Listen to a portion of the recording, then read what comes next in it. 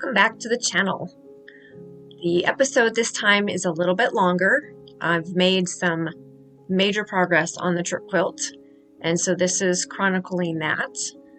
I hope you'll enjoy it. I am very happy about the progress that I've gotten made. So come along and join me as we get some more work done on this.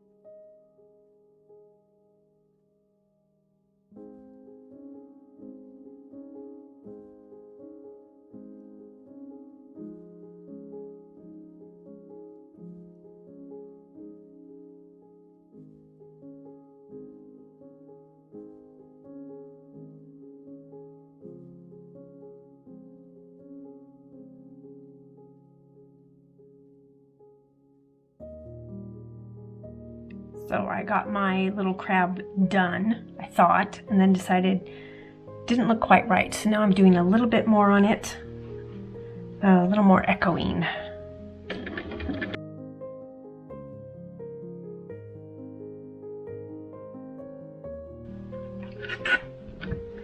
No idea why, but this is making me think of, do you know the Muffin Man, the Muffin Man, the Muffin Man?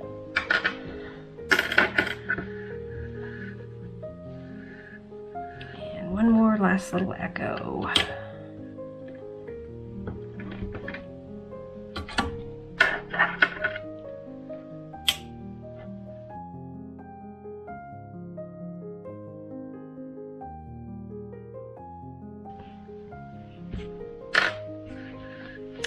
So there we go.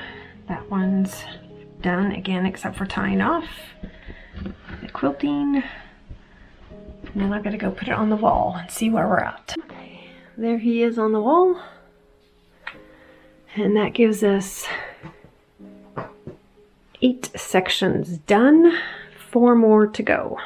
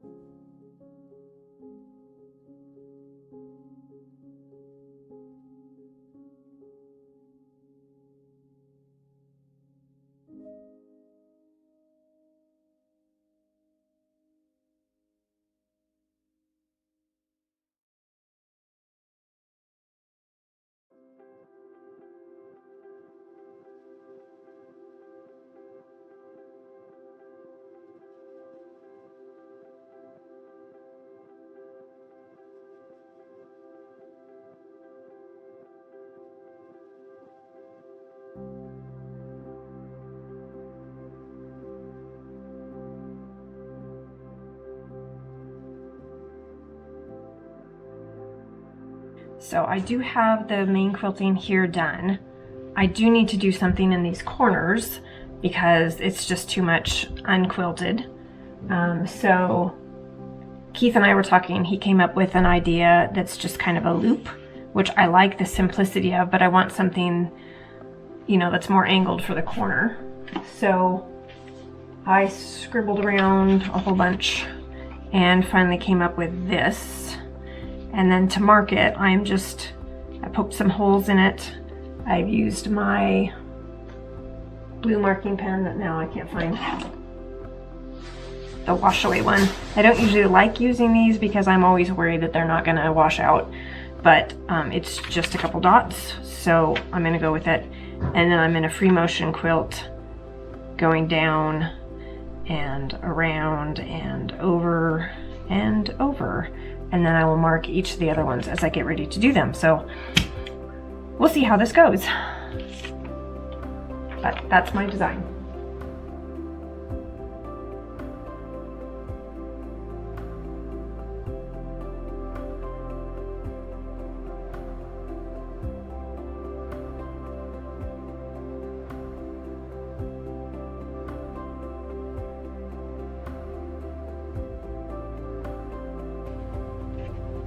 That's not too bad.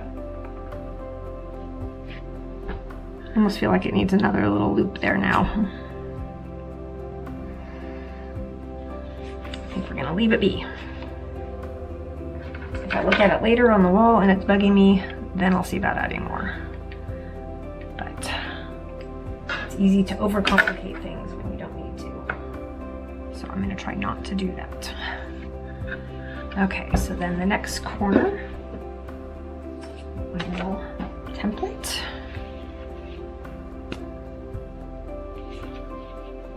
Line it up, and then just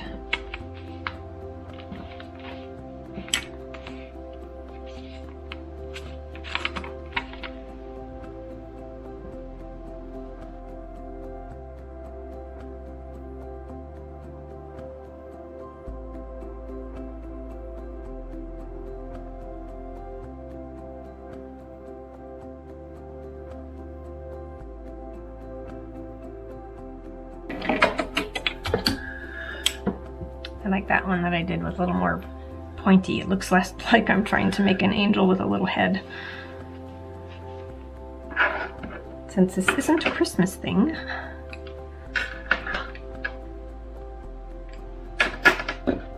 so again, I will do that on the others, make it a little more pointy, and then if that one bothers me, then maybe I'll go back and take it out. But I'm guessing odds are pretty good.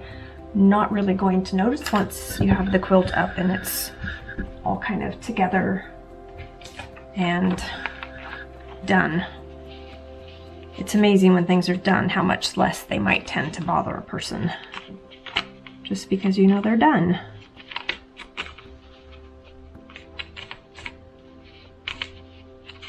But also I have had things that I've thought I had finished that just like every time you look at something, you notice it and it bugs you. When it gets to that point, then yes, it's usually worth taking out and fixing.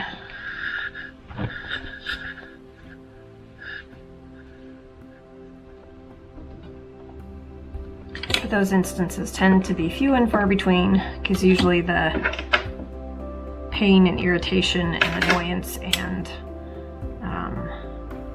just the trouble of fixing something is usually worse than the little bit of irritation that it gives you looking at it.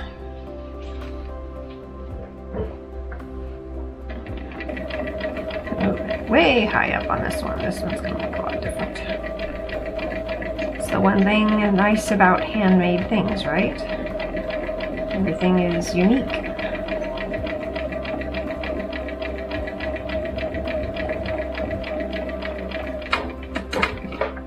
Character.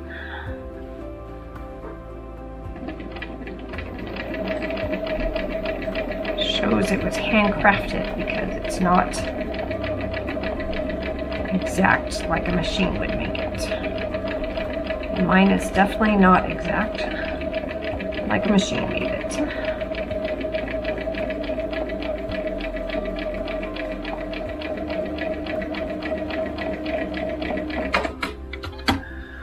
Although, it's not bad.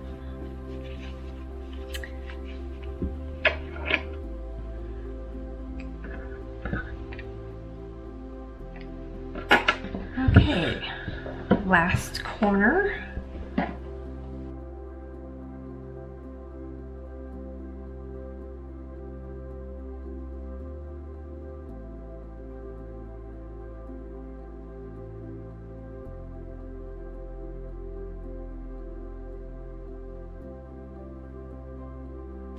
There. Okay, let's get this thread trimmed off here. Cut it loose. Okay, now this one is quilted. You can see the back, got the star, there's the corners. So now this is 1, 2, 3, 4, 5, 6, 7, 8, 9 done, 3 more to go. Yay! Gotta find a spot for this on the wall. Trying to put them up there on their, based on their rows, and so I kind of do have, those are in the top row. Those first 2 are in that row. The one over here is actually on the bottom. But the third row, that is actually all the sections for the third row. So we just have the 3 more left. Cannot wait. So I'm getting ready to start this one. This is actually the last section that needs to be quilted. I'm really excited to be getting this close. The funny thing is there's actually a quilt show coming up in my town very soon. So I'm like, oh, I could finish this. I don't know if I'm gonna finish it in time or not. It's kind of iffy, like maybe I could, but also would I have time to eat and sleep? So we'll see whether I get this done or not. It kind of depends on how things go today. My other thing is I had done one section earlier and I thought, oh, this is going really well. I have a really good chance of getting this one done today, or at least making good progress on it. And then maybe I can actually get this done for the quilt show. And then I realized my spool of thread is almost empty. No big deal. I thought I have 2 or 3 others, except for that I can't find them. So I think I've actually used them. So this may be it for my spool of thread. So that would make getting difficult, or make it difficult to get done in time. So we'll see. I'm just gonna quilt for a little bit, probably until I run out of thread, because that's not very far off in the future. And we'll see what I do from there.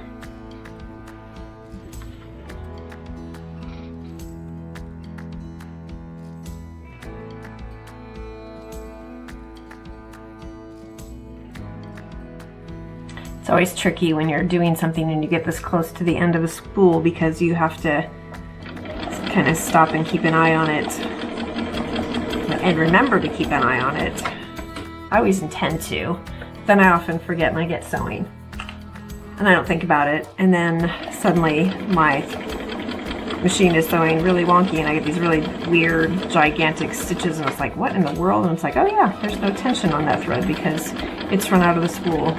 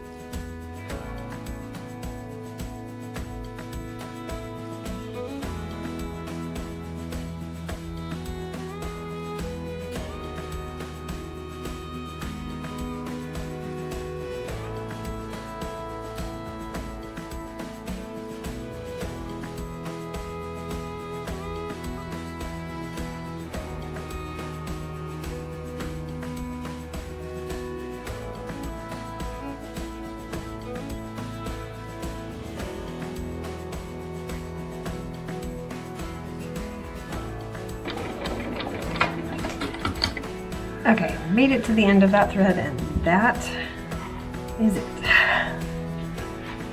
Done with that spool of thread, and I guess that means I'm done quilting for a little bit until I can get some more thread. But I'm making more progress. This is the last one. I'm very excited about it. Oh, so close. So I was getting ready to work on this one, and of course on this one, I ran out of thread. I haven't been to the store yet, so I haven't gotten more. I have some lighter thread, which I have used. I've used some of the lighter thread on some of the appliques where there's a lighter section, and so I'm going to use that on here. I decided I'm going to go right around the outline of the United States because I don't want to do all the states. I don't want to go over all the embroidery, but it's just too big of an area to leave unquilted. So I'm going to outline that. I'm going to go around the needle and the little marking. And I can use lighter thread for that. That's the only thing I could do on this right now, except for I do have a little bit of thread left in my bobbin of the darker gray. And I'm actually debating running half of this off onto another bobbin and then using one for my bobbin thread and one as the spool and seeing if I could get enough to finish this. It wouldn't be enough to put the rest of the quilt together, but it would get me maybe enough that I could finish this section, which then I would have all the sections done, quilted. And I have been working a little bit today on getting threads tied off so that at least I'm still making progress moving forward on the project. So anyway, I'm going to do the light color first and then we'll see. I might do the dark color. I mean, there's not a lot of thread there, but there is some, and I already have part of it done. So it might be kind of fun just to see if I can get that done. So I got to get this thread put in. And then,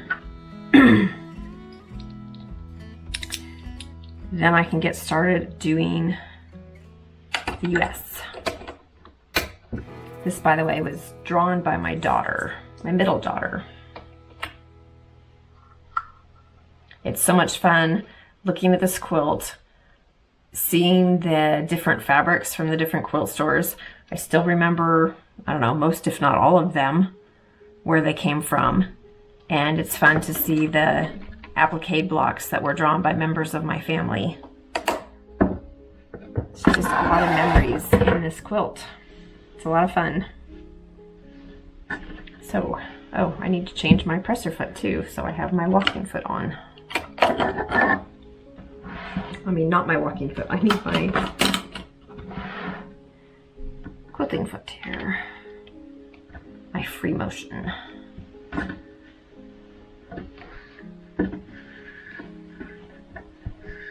Okay, I think I'm going to start here and come around and do around this to start with. I don't know, maybe always so hard to know where to start when it's something really different. You know, I think the hardest part will be going around the needle, and so I'm going to start there. Get the hardest thing. I'm going to turn it this way because that way the presser foot's not going to be getting hung up on the needle.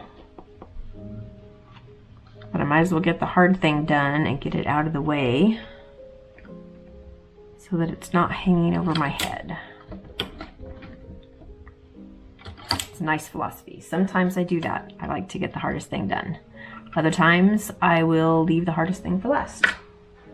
Procrastinate on it. That's what we do as humans, right?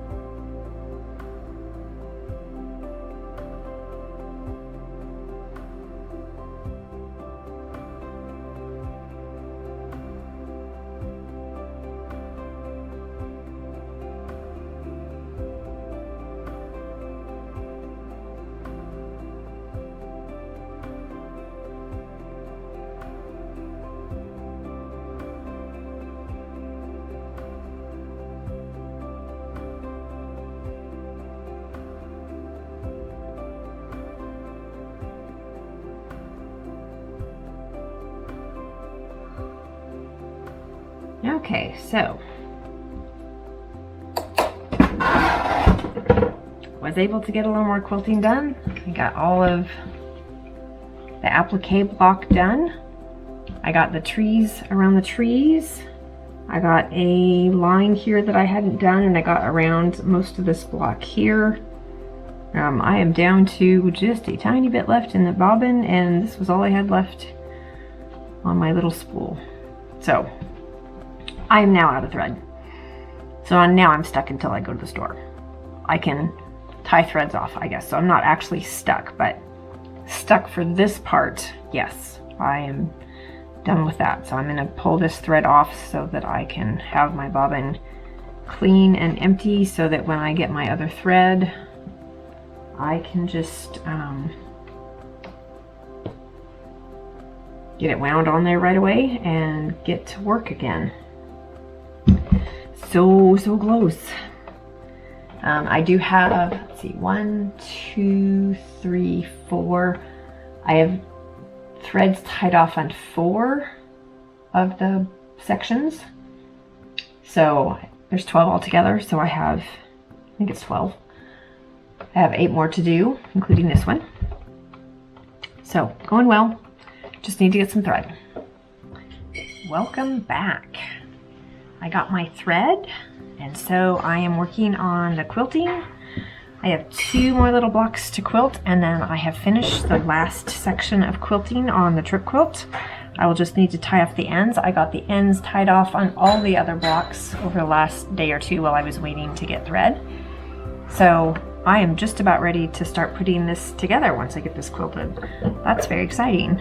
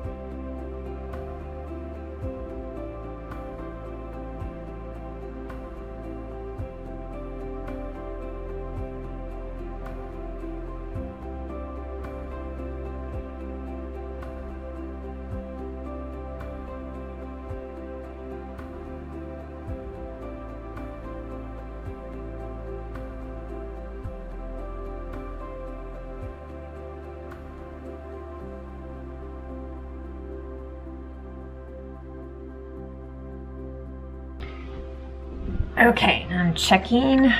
Yes, I got that block done, that block done, that block, that block, that block. There's the US, there's the trees. I can take these pins out. This block is quilted. The last one on the trip quilt. It has been a long time coming. But, yay!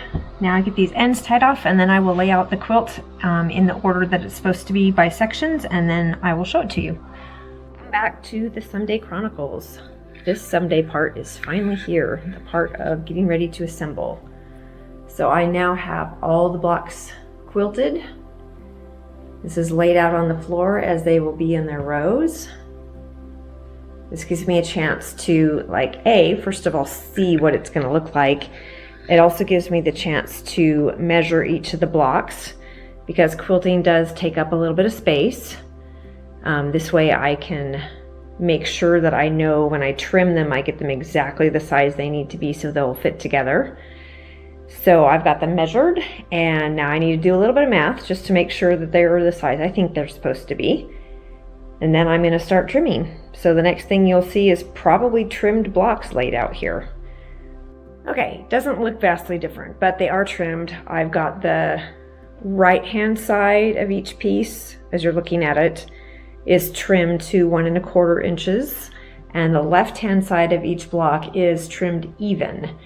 And so now I need to cut strips that are 1.5 inches to fill in the sashing, the spots in between.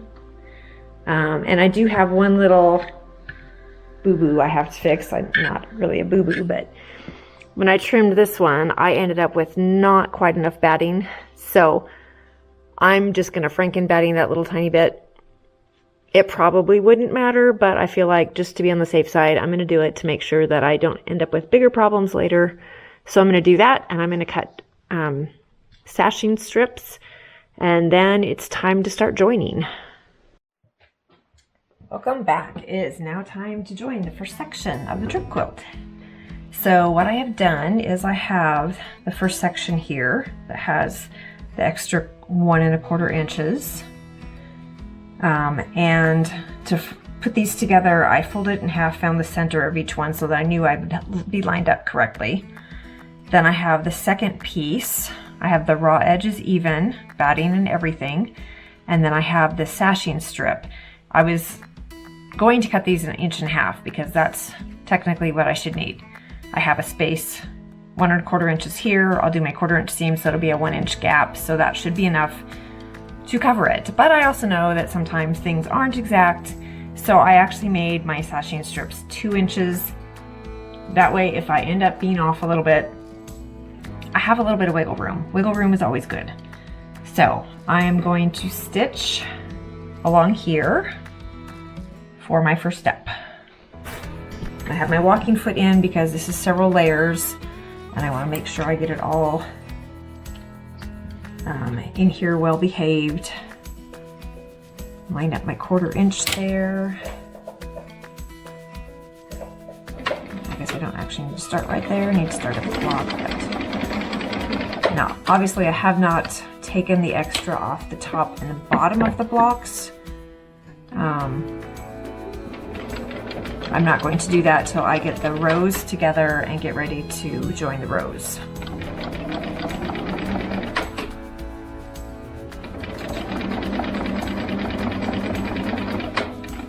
I do have a lot of pins here because I wanted to make sure I got it joined accurately. And much as people may hate pins, if you want to be accurate, you really want a pin. Especially with something that's this thick.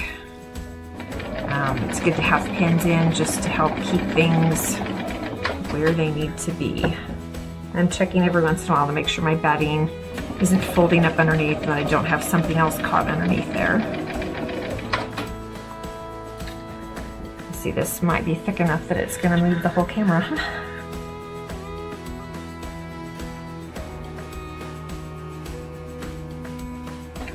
Now obviously this is extra work and extra bother, but I think it beats trying to put a gigantic quilt into my domestic sewing machine and getting it quilted. I've done that, but it's kind of difficult. I'm getting older and it's not as fun. Okay, I'm bringing this back. Sorry for the movement. So then we will open this out. You can see how this is looking. So what I'm going to do is I'm going to trim this little bit of batting that's on this side. I'm not going to worry about the one in here because it would have a layer if I cut the layer out. Yeah, I might. Anyway, at least this layer is going to be trimmed. I might trim out the one in here as well. And then I will press it, and then this will come over and it will get folded down, and then I will stitch it, and that will make the joining strip between blocks. There will be a line of stitching on here that will be visible. I did try to find thread that was the exact color. This was a really hard color to match, but I'll be using the thread I was using for all the quilting, which does show occasionally. It doesn't look bad on it, so I think it's going to be fine. So I'm going to trim that again. It's kind of a pain to do that because it's a little tiny piece to hang on to and it's all this little snipping, but it does beat trying to put the whole quilt under this machine. I mean, I have, that's probably what, 7.5 inches from the needle to the edge of the machine, the harp. That's not a lot of space to put a big quilt. It can be done, but again, not my favorite thing to do. So I would much prefer to do this. It's worth the fiddling. And I'm glad I have the extra because I can now, with the 1.5 inch, I was going to fold it over and press it before I started so that I could just fold it over. This one, what I will do is I will basically just kind of custom, you know, figure out where I want it and pin it and then just stitch it. That way, again, if I have to fiddle a little, because like I want to make sure I don't cut off my point there, so I can make sure it's lined up perfect.